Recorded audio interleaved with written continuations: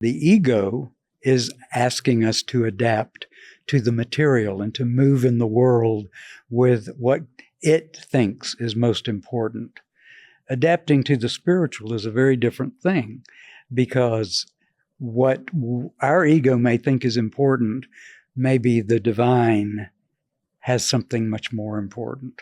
The shock points are impacts that we sustain, and we either advance beyond the shock point or we begin to regress down the spiral because we do not have we can't adapt to a new way of living. Soul child is very innocent. It's very tender. It's very vulnerable. And it only knows to give and receive love. And that same child is in you and is in me right now.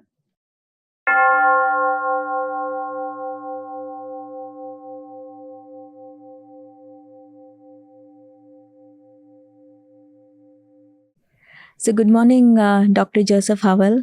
It's a pleasure to be here with you and to learn a few things from you. I'm very glad to be here with you, Panima. Thank you so much. So yesterday we had this amazing conversation about evolution of consciousness. So I'd like to take off from there if you don't mind, because we had a very short time there. Very good. So, to begin with, can you just tell me about your views on this idea about evolution of consciousness? Yes. Well, the species biologically has been evolving. We know that. And because of that, we know about the process of evolution, evolving into something else than we are. And that's done through adaptation mostly, and through competition and survival. But the evolution of consciousness is very much like biological evolution, and it is an adaptation too, but it's a willful adaptation. It adapts to the spiritual rather than the material. And the ego is asking us to adapt to the material and to move in the world with what it thinks is most important. Adapting to the spiritual is a very different thing, because what our ego may think is important, maybe the divine has something much more important.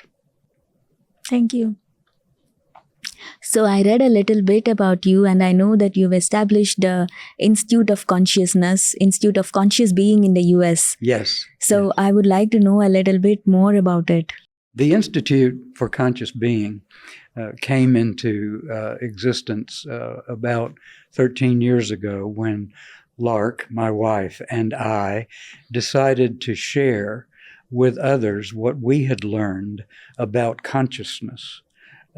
Tragically, we lost our only son at age 26, and that was a tremendous blow to us. It was a time when he should be taking off in his life. He was very gifted and had honors at the university, but a disease hit him that I won't go into, and he declined. And in that decline, he slowly was taken away from this world. When you're parents and when you love your children, so much of your future is hinged on them and what they do and how they are going to be in life and how they're going to carry on you, what you believe in and who you are, the values that you've instilled, the hopes, the dreams that you have. And when that leaves, then it makes you wonder, what have I been living for? What has all this been about? All of these years, holding a little baby, loving a little baby, helping somebody as a toddler, getting somebody into sports and into school, and having them go into the best academics as possible. For some people, that's a very big value, and it was with our family. And then it's all taken away. That is what we call in Enneagram studies as a shock point. And we all have those shock points. They come in various degrees at different times in our lives as we spiral upward into consciousness. The shock points are impacts that we sustain. And we either advance beyond the shock point or we begin to regress down the spiral because we do not have we can't adapt to a new way of living. Well, our new way of living and adapting to it had to do with asking God what it was that we were to live for then. And God uncovered tremendous relationships and tremendous pieces of knowledge to Lark and me that we had never even been involved in. We didn't know. We weren't on a search. But now we were on a search. And what we discovered was that the soul is who we really are, not our ego.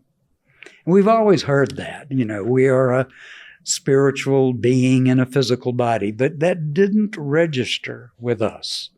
The thing that registered now was our egos were not working to carry us through this world. They just weren't, because they had failed. The ego story had collapsed.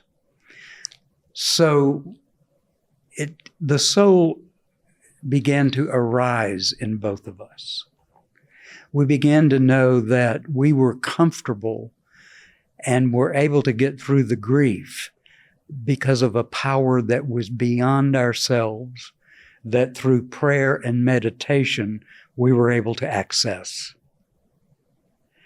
And that made us want to go much more deeper into prayer and into meditation and into contemplation and into writing and into being able to see with the eyes of spirit rather than just the physical eyes. We began to see wonders and signs that, even in the trees and in the stars, it was as if a scale had been taken off of our eyes and we were able to see a level of beauty that we had not ever been exposed to. Because the ego mind filters the tremendous radiance of the real reality, the spirit reality. And so in this new life, we realized that being stripped of the ego was a favor in a way to us. Even though it took the loss of someone, it was a favor to us. Something good did happen, and we were not left to dry up and wither or go into anger or resentment or addiction or denial. We had a way to live, and it was a joyous way to live. Now, when I say joy, I don't mean joy in terms of partying or hearty laughter, yah, yah, yah. I'm speaking of an abiding happiness and peace. It's a different way to live. And in that way, nothing terrible is seen as all that terrible, and nothing tremendously joyful is seen as all that tremendously joyful, because there could be something hiding in that. It is to remain on a plane of equanimity. And in equanimity, one is cued into the peace that in my tradition is called the peace that passes understanding. And so we were excited that we found this new way to live, and we wanted to share it with people. And we found out that many people were also not living from their heart, not living from their soul, and they were in their ego minds, and they too had terrible suffering, and they wanted relief, and they had reached a critical mass of their suffering. And we began teaching and going to various organizations and sharing this. And then somebody said, you have so many handouts in your lectures that they're just voluminous. Please put it in a book. And therefore we made a book called Becoming Conscious, the Enneagram's Forgotten Passageways. And that book caught on. People said, I like this. How can I learn more? Let me study more. We need to know what this is all about. And so the Institute for Conscious Being was formed. And now we have a 2-year program, and after that, a 1-year program, and after that, a continuous association with the Institute and a program called Deepening Roots. So it's come with a life of its own because the Spirit has blessed it. I hope that answers your question. That answers. Thank you so much. Thank you. So what do you actually do in these courses? What do you teach in these courses as way of teaching people how to move on and learn and accept? We teach spiritual practices all the way from sound therapy with you may have seen the bowls that sing, the singing bowls, all the way to the labyrinth, all the way to forest bathing. Have you heard of it? Yes. Simple community and sharing, self-inquiry and inquiry with other people. And a main teaching tool is the wisdom of the Enneagram, which I was exposed to in the late 80s and have evolved in my understanding of it. And it became very important when my wife and I needed to consult something about the soul, and it augmented our faith and our strength. So we teach the Enneagram, which I have loved understanding, and it basically takes you from your personality to your soul, and helps you understand what the qualities of your soul are, rather than what the superficial characteristics of your personality may be. Thank you. I did read that part of it in your book, and it was really interesting. So what type of people come here, and what is the main teaching that you impart to these people who come here? Well, the teaching is on 3 different weekends a year, from a Thursday to a Saturday. And that may sound like very short, but they're very packed with information. That's why they're called intensive. So we have 3 intensive weekends each year. And there are classes and community activities and interactive exercises that we all do with one another, in terms of, we even use theater as part of the way to interact and try on different ways of moving in the world. We work with the Heart Center, we work with the Mind Center, and we work with the Body Center. And we understand the necessity of having a balance between those 3.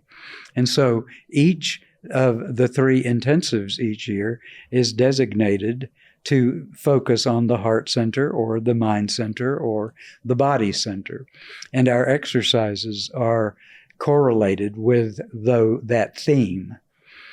So the people who come from all over, really. our area of the United States, which is the Southeast. But because we are now having an online presence, more people from outside the states that comprise our region are being interested and are coming to this thing. And it is you can find out more about it by going to our website, theicb.org. That's theicb.org. And it will tell you the current programs, the current conferences we have, and it will invite you to see what kinds of online offerings that we have. Thank you. Mm-hmm. So what is the change that you've been able to observe in the people who have come to learn with you? I wish I had some people here to give direct testimonials. All of them seem to include the word life-changing, that they are exposed to a way of looking at their faith that empowers their faith. Sometimes our faith, as we learn it from children, can get stale and maybe sound like platitudes, or maybe we're tired of the same old language. But that doesn't mean that our faith isn't based in truth. And the language of consciousness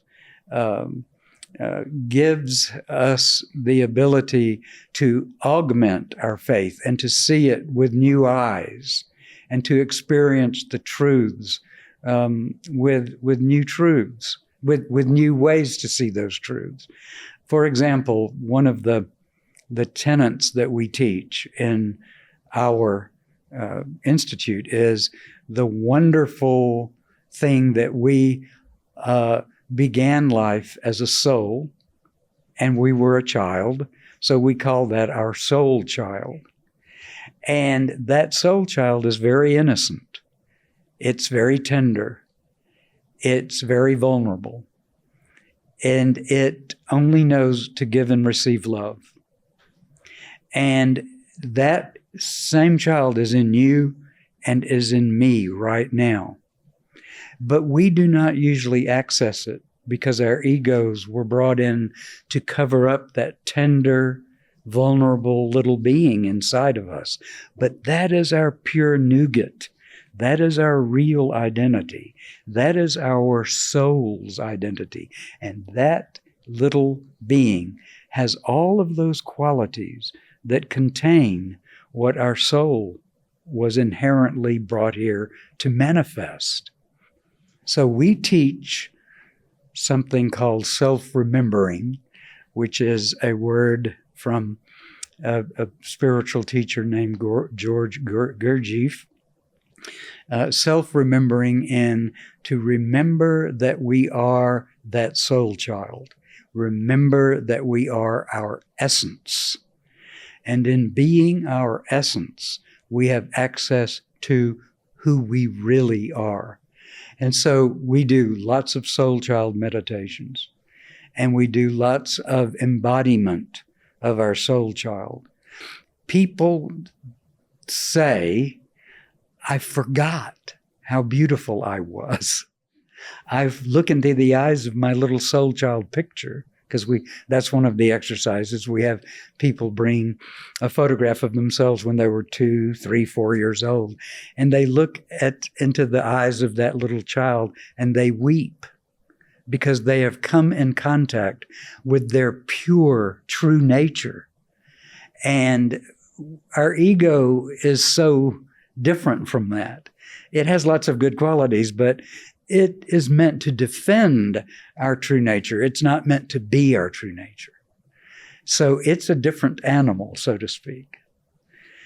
Somebody said, well, I had a very disturbing childhood, and if I began to think of my childhood, I could not see my innocence and my tenderness because of the onslaught of what happened to me as a child. And And I say to them, what was it in that little child that knew what was happening to him or her? What was it that understood it was not good, it was wrong, it was a transgression? And that takes us to a deeper level to understand that purity that we have. Thank you so much. So I have one more question for you.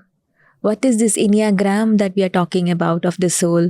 If you can explain that a little bit. Yes. It seems as during in these studies that what is being uncovered with a lot of the great teachers of the Enneagram in the United States, A.H. Almas and Sandra Maitre and others, that the deeper spirituality, the deeper spiritual dimension of the Enneagram is that when we come into this world, we are a facet of God, one of the facets of God, like a diamond. And in the school that have been associated with, in the Ridwan School of A.H. Almas and his teachers, one of the tenets of the teachings is that when we come into the world, we are that facet of purity. And that there are 9 major facets. There are 9 major facets. For whatever reason, I could go into it, but it's based on the law of 3. Okay. And that we lose touch with the facet we had come here to be, because we had to defend ourselves in this world. And we had to learn some things through our ego, our mistakes. So the 9 energies, you and I were born into one of those. And then we switched to another one on a surface level as being our ego. And that's the Enneagram of personality. But if you go back to what you were born as one of the soul energies, which I call a soul type versus an Enneagram type. And I'll go over what those 9 soul types are. The first one would be number 1, and it is sacred righteousness, which is alignment with the divine. Number 2 is sacred compassionate benevolence, which is a giving from the heart of altruism. Number 3 is sacred action, which is action not for selfishness, but for the good of all. Number 4 is sacred creativity, which is being able to look at any problem in a way that is answered in a creative mind because it's transparent to the divine. Number 5 is sacred wisdom, which again, in transparency to the omniscient divine, that it is able to receive direct access to direct experience of divine knowledge. Number 6, sacred kinship, which is community, and understand the value of that we are greater than ourselves alone when we are with the community of like-heartedness. And number 7, sacred joy, which I think I explained earlier. It's the deeper, abiding joy that gives equanimity. Number 8, sacred power, which is the power that goes beyond real thrust. It's the power of humility and vulnerability, which is the real power. The power of a child. And number 9 would be the sacred loving peace, which is the parent really of all the other energies, because they're all a form of love and peace. And so one of the things that we teach in this institute is, what soul energy do you come from? And we've learned that if you can find out what your personality type is through a process of using the inner triangle and inner arrows, inner flow of the Enneagram, you are able to pinpoint what energy that you came to Earth as. Thank you so much. Thank you. It's been very fascinating to learn about this Enneagram of the soul, and try to work it out for ourselves. It's like a tiny game where the jigsaw of our own being falls into place for ourselves. And I really enjoyed this. I did too. Yeah. Thank you. Thank you so much for the interview too. And Namaste. Did you meet Daaji this time? Mm-hmm. Yes. Would you like to say something about that? About being with Daaji this time? Yeah. Sure. Okay. Last year I was at Heartfulness, and Daaji had a copy of my book, Becoming Conscious, had found its way to him through Sanjay, who, lives in Atlanta near me half of the year. And Sanjay's wife had a copy, and it made it to Daaji. And Daaji asked if my wife and I could come and join him at his home and discuss the book and certain things of it. One of the things he loves is called The Chain of Consciousness, which is near the beginning of the book, which has to do with the ego and the environment, that the environment is being destroyed because of the unchecked ego. And he was very interested in that and the Enneagram. And we had a dinner with him, and we had 2 wonderful friends with us who were our the people, our contact people, Sai and Nanette Mudium, who live in the United States. But Sai is from Hyderabad and knows of Heartfulness, and they are in the Institute. So we had a wonderful time with Daaji, and it was a wonderful, glorious time. So when we came back to the United States, we, after having learned Heartfulness meditation here, we instituted it in our institute. So we teach it, and we also have a wonderful teacher in Birmingham, Alabama, who teaches us every Thursday night. She is a preceptor from Heartfulness, Bharati, and she is with us either live or online. And we have had various Heartfulness people come to our institute and teach meditation from Heartfulness. So it's one of the major pillars of what we teach in our institute. That is so amazing. That's really wonderful. And what did you feel about the Global Spirituality Mahotsav that just happened, this spiritual congregation of? It's a glorious thing to see that many people coming together for a higher purpose. Because I'm one of everybody, I feel like one of the little fishes swimming in the pond trying to eat some of the food that has been thrown out. And in our tradition and in the Judaic Christian tradition, it's called manna from heaven. Mm-hmm. But the bread that's placed upon the water, I feel like one of the little fish grabbing as much of this truth as I can. And it's almost overwhelming. I told Lark, my wife, last night, I said, I am overwhelmed. And I have had so many experiences of being fed spiritually that I'm overflowing. Thank you so much. Yes. That's a beautiful thing to say. Yes. And we have had we're very glad to have had some time with Daaji this time as well at his home.